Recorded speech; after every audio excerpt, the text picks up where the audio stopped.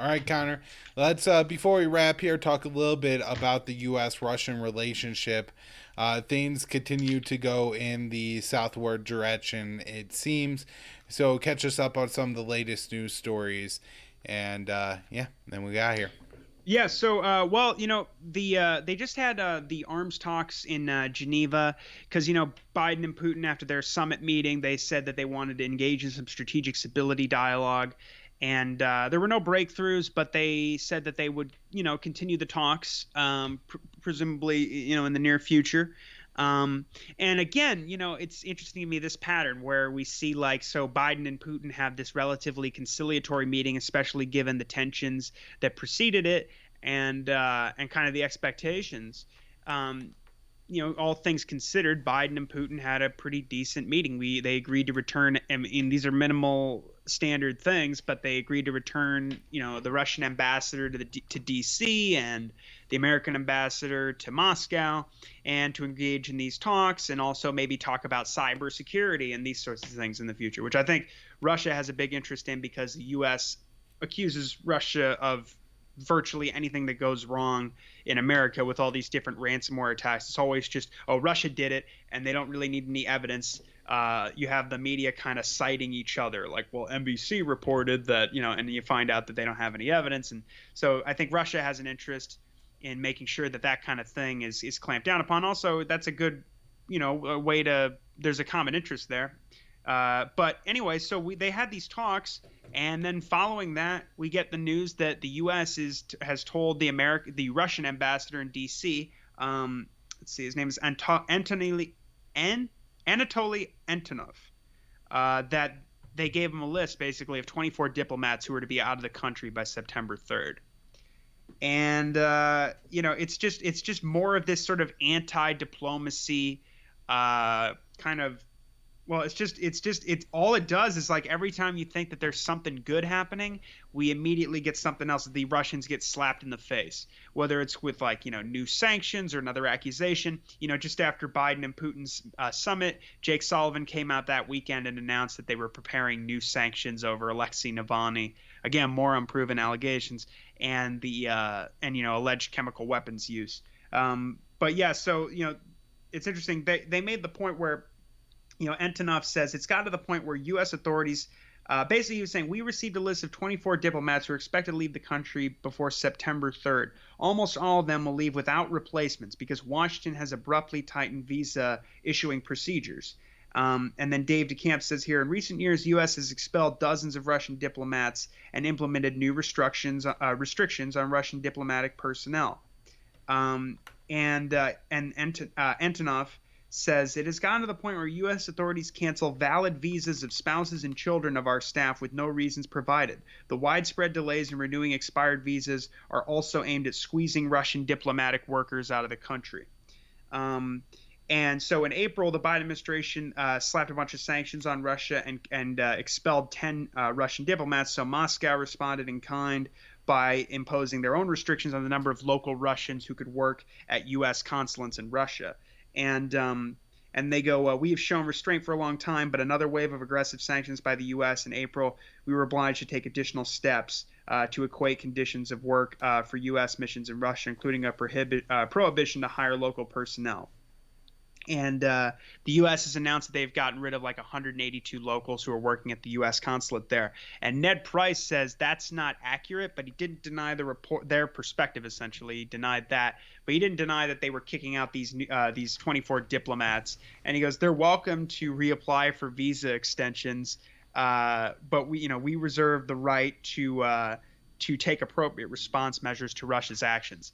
But as Dave shows, this is really the U.S. instigating the issue, then Russia responds, and then that's framed as aggression. Right. I wonder how hard it would be for the Russians to get that visa, assuming that the U.S. would approve it.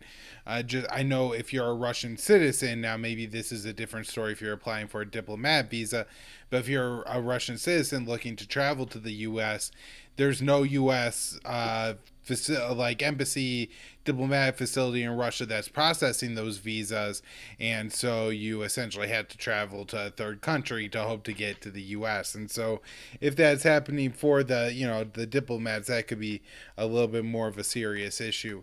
Connor, anything else on the Russia issue?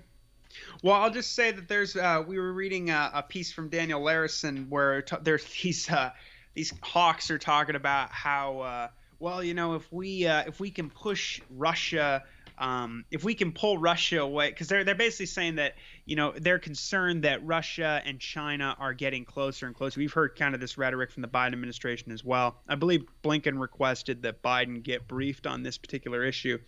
And that's is to be expected with even though they've had a complicated relationship, Russia and China, for a very long time. This whole strategy of taking them both on at the same time and never letting up is bound to make them, for them to build increasing ties with each other.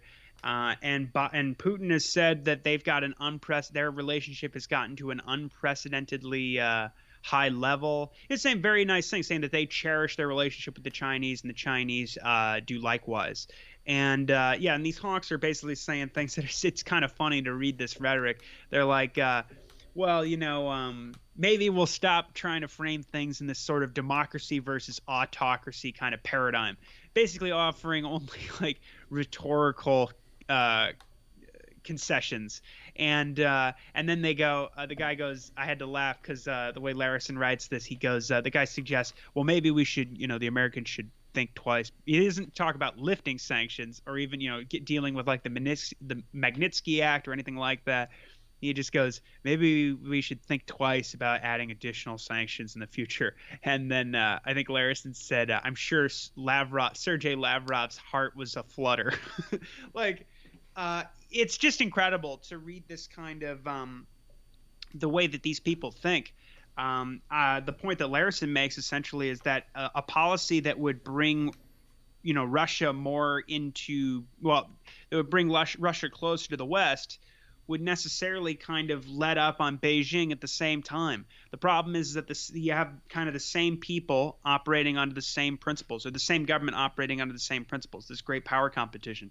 And, I don't think this idea that the way we have NATO identifying Beijing now as what do they call it? A defining issue. The rise of China is the defining issue for the transatlantic alliance. And, the Pentagon calling them the pacing threat. You got the Navy saying that this new secretary to be the Navy secretary is saying, I will focus, if I'm confirmed, I'll focus exclusively on China and, building up our security in the Indo-Pacific. And Biden saying, I told Xi Jinping, I'm going to militarize the Indo-Pacific just like we do with NATO and Eastern Europe. All these different policies, they just merely push them together. And if they can build some sort of alliance that would deter further aggression and provocation from the U.S. and this, all the drills that NATO are doing, my issue, they sort of frame it as like, well, we're doing this to combat Russian aggression in the Black Sea. But what I usually, almost exclusively, it seems to me that I see is American and NATO being aggressive and provocative in the Black Sea. And so, I don't see them tilting towards the West with NATO threatening them on their borders and having, like we saw, I want to say it was Trojan Footprint 21 back in, was it April or anyway, these is part of during Defender Europe 21, the largest exercises since the Cold War in Eastern Europe, U.S. and NATO were conducting during all those tensions with Ukraine in particular. Anyway, they had American and German tanks in Latvia doing races on their border or just off, and right on Russia's border in Latvia.